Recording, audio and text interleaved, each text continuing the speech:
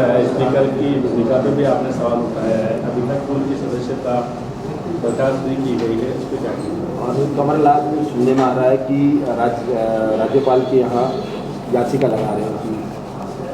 नहीं, मैंने भी सुना है याचिका की बात, पर मैंने तो कभी सुना नहीं कभी राज्यपाल स्तर पर किसी राज्य में इस प्रकार से किसी को बचाने के लिए वो सजा कम हुई हो।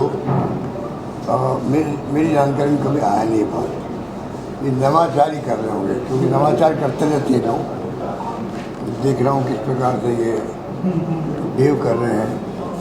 मैंने पहले भी आपको एग्जाम्पल दिए थे कि स्पीकर साहब ने तो प्रदेश कांग्रेस अध्यक्ष दोतारा जी के एब्सेंस में ही बिना कोई एजेंडा के आपने 1 घंटा डिस्कशन करवा दिया वहाँ पर।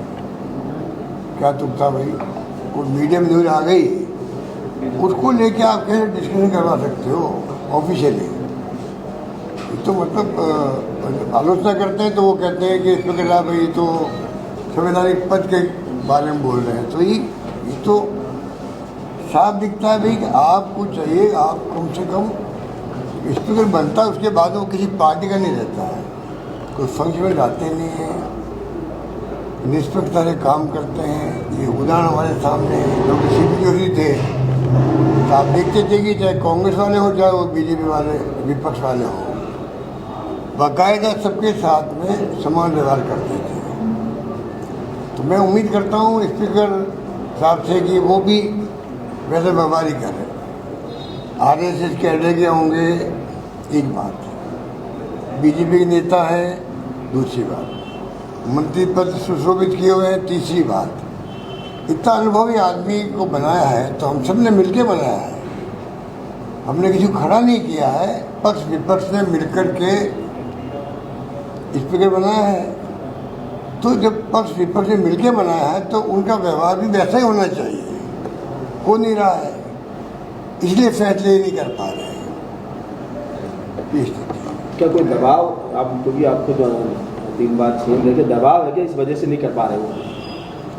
अब कोर्ट कह चुका ये तो वही बता सकते हैं, क्योंकि सरकार पूरी दबाव में चल रही है, पूरी गवर्नमेंट दबाव में चल रही है। सारे फैसले दिल्ली से या जो इनका हेडक्वार्टर आरएसएस का जयपुर में है, उनके पास पता ही नहीं मिलता है, ट्रांसफर पोस्टिंग में भी नहीं मिलता है।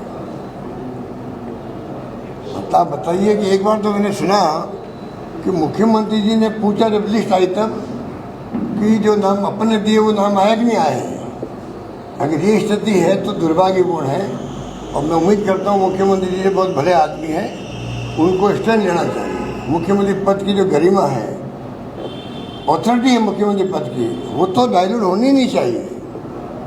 ये मैं उनसे अपेक्षा करता हूँ।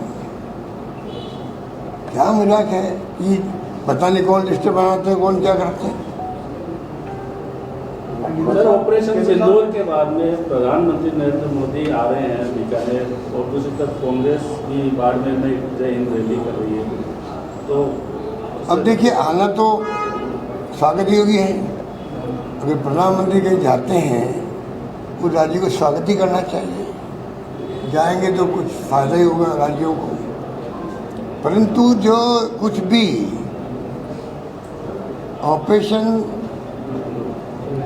सिंदूर जो बनाया और उसके पहले पहलगांव की जो घटना हुई ना, उस वक्त में जिस प्रकार राहुल गांधी ने भूमिका अदा करी, तमाम विपक्ष को एक कर लिया, हम पूरे सरकार के साथ में, और पब्लिक भी पूरी साथ हो गई। पक्ष विपक्ष साथ है, पब्लिक भी साथ है। सब लोग वही उम्मीद कर रहे थे कि अब जो कुछ होगा देश हित में होगा, और ये अपेक्षा की जाती सरकार से। और सेनाओं ने, मैं समझता हूँ कि बहुत ही सूझबूझ का परिचय दिया, दुनिया को मैसेज दे दिया कि भाई हमारी लड़ाई आतंकवाद से है। इसलिए उन्होंने वही हमला किया जहाँ आतंकी कैंप थे, 9 जगह, ना सिविलियंस की जगहों पर किया और ना उन्होंने उनकी जो आर्मी है, सेनाएं हैं, पूरी ठिकानों पे नहीं किया। बहुत बड़ी बात थी, दुनिया में इसको लोगों ने अप्रिशिएट किया। बाद में जो ट्रम्प साहब जो आगे पिक्चर के अंदर, इसको मैं बहुत खतरनाक मानता हूँ। खतरनाक मैं इसलिए मानता हूँ कि आज तक वॉइस निकली है, किसी गवर्नमेंट रही हो, किसी की गवर्नमेंट रही हो, इंदिरा जी से लगा के राजीव गांधी रहे हों, नरसिम्हा राव जी रहे हों, देवगौड़ा जी रहे हों, गुजराल साहब रहे हों, वाजपेयी जी रहे हों, वीपी सिंह जी भी थे, कि हम तीसरे पक्ष को बर्दाश्त नहीं करते हैं। हम तो खाली सीधी बात करेंगे पाकिस्तान के साथ में, चाहे कश्मीर मुद्दा हो चाहे कोई मुद्दा हो। इतना क्लियर कट जनता के दिलो दिमाग में बात बैठी हुई है। हिंदुस्तान की सरकारें या किसी पार्टी की हो, इस मामले में एकजुट है कि हम कश्मीर मुद्दे पर यूएन भी पंचायत नहीं करेगा, हम खुद आपस में बात करेंगे, जो फैसला करना होगा।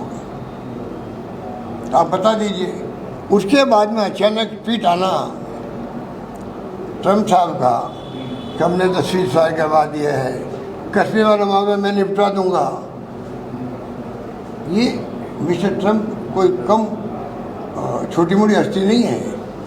वो दुनिया का सबसे ताकतवर मुल्क जो है, अमेरिका जिसका नाम है यूएस, उनका वो प्रेसिडेंट है, उनके कहने के मायने होते हैं। अब उन्होंने कह दिया है, वो पंचायत करने लगे कभी वहाँ ज़बरदस्ती घुसने के लिए, आप क्या कहोगे?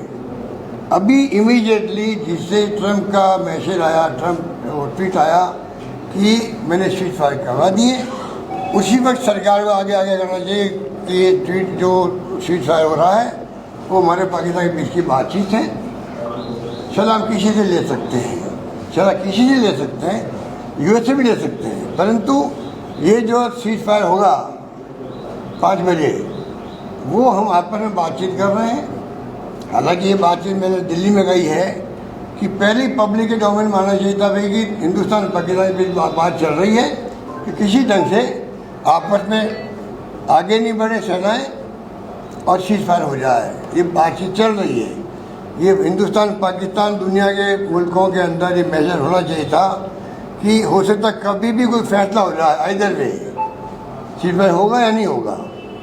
उसके बाद में सीज़फायर होता, उसका अलग ही मैसेज आता। या चूंकि सरकार ने कोई भी चुप्पी साध रखी है।